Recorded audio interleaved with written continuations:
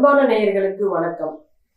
துலாம் ராசிக்காரர்களுக்கு பார்த்தீங்கன்னா, கலைநயமும் வியாபார நோக்கத்தில் எதையும் ஆராய்ச்சி செய்யும் துலாம் ராசிக்காரர்களுக்கு இந்த பிப்ரவரி மாதம் எப்படி இருக்கும் என்பதை பார்த்துடலாங்க. முதல்ல கோச்சாரத்துல இருக்கும் கிரகநிலைகள். துலாம் ராசிக்காரர்களுக்கு ராசிக்கு 4 சூரியன் புதன், 5 சந்திரன் சனி, 6 சுக்கிரன் ராகு, 8 குரு, 10 செவ்வாய், 12 கேது.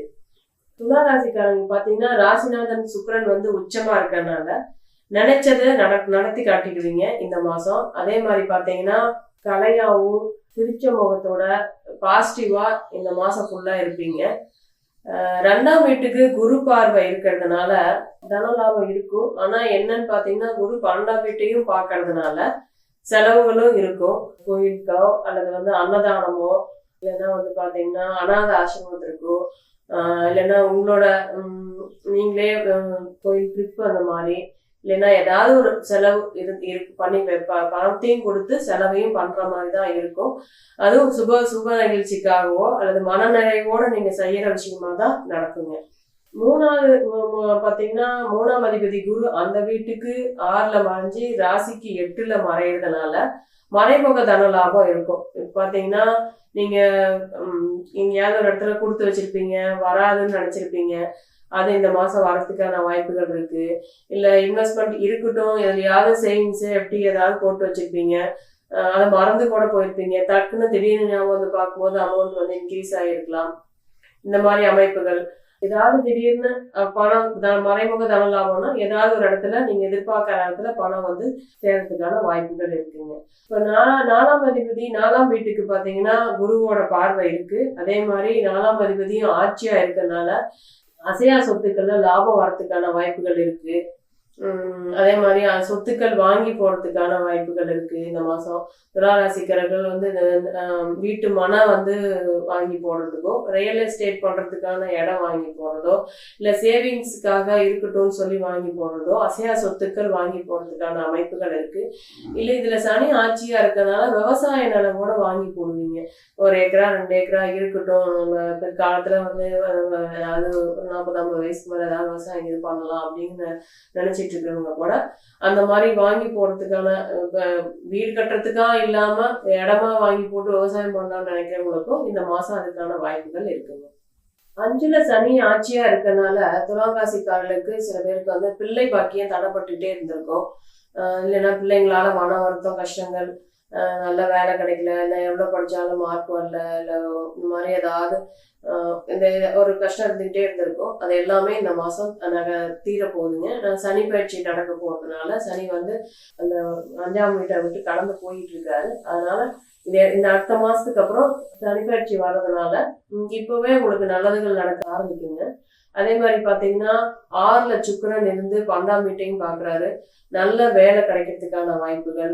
அதே மாதிரி பாத்தீங்கன்னா லோன் ஏதாவது அப்ளை பண்றவங்க இல்ல வேலை இடம் மாற்றம் இந்த மாதிரி எதிர்பார்த்து இருக்கிறவங்களுக்கு எல்லாத்துக்குமே இந்த மாசம் சுக்கிரன் 6ல ஒரு 45 டேஸ் அங்க இருப்பாரு.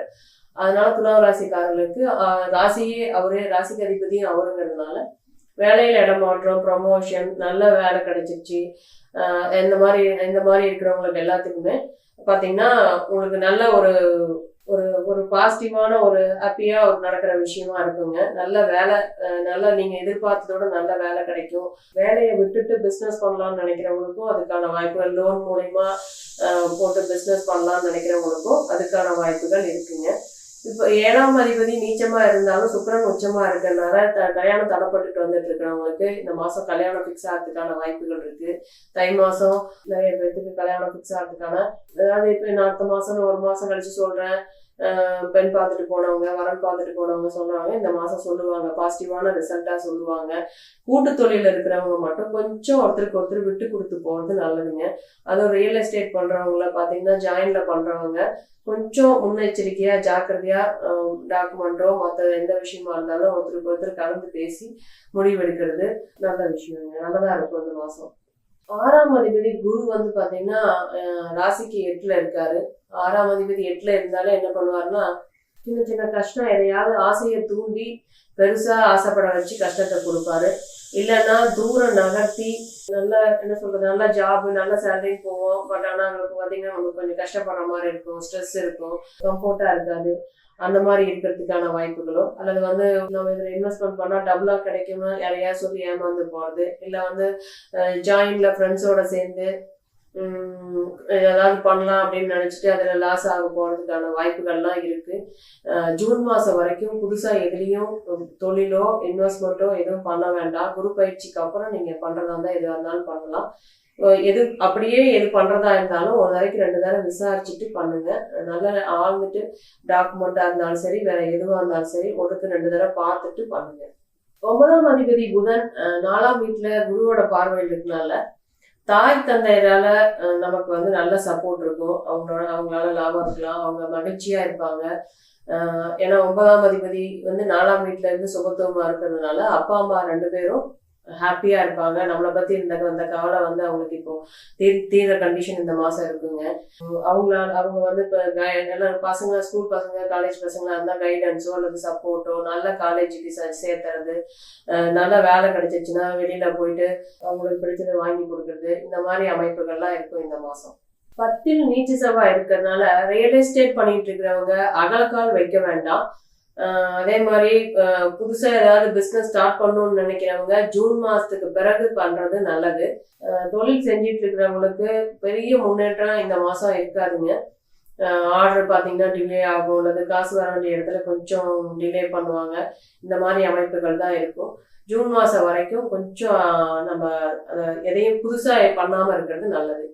அதே மாதிரி பாத்தீங்கன்னா 12ல கேது இருக்கு, குருவோட பார்வையும் இருக்கு, சுக்கிரனோட பார்வையும் இருக்கிறதுனால சுற்றுலா பயணம் போயிட்டு வர்றது, கோயிலுக்கு சம்பந்தப்பட்ட விஷயங்கள்ல பண்றது, குலதெய்வ கோயிலுக்கு போய் பொங்கல் வச்சுட்டு வர்றது, ஆன்மீக விஷயங்கள்ல செலவு செய்யறது, இதுக்கான அமைப்புகள்லாம் வருவாங்க. துலாம் ராசிக்காரர்களுக்கு 6-7 தேதிகள்ல சந்திராசிரமம் இருக்கிறதுனால தொழில் சம்பந்தப்பட்ட விஷயங்கள்ல அந்த தேதிகள்ல புதிய முயற்சிகள் எதுவும் செய்ய வேண்டாங்க. அதே மாதிரி பாத்தீங்கன்னா இந்த மாசம் துலாம் ராசிக்காரர்களுக்கு சுலபமா செஞ்சு வெற்றி காணும் மாதமாகவே இந்த பிப்ரவரி மாதம் துலாம் ராசிக்காரர்களுக்கு இருக்கு.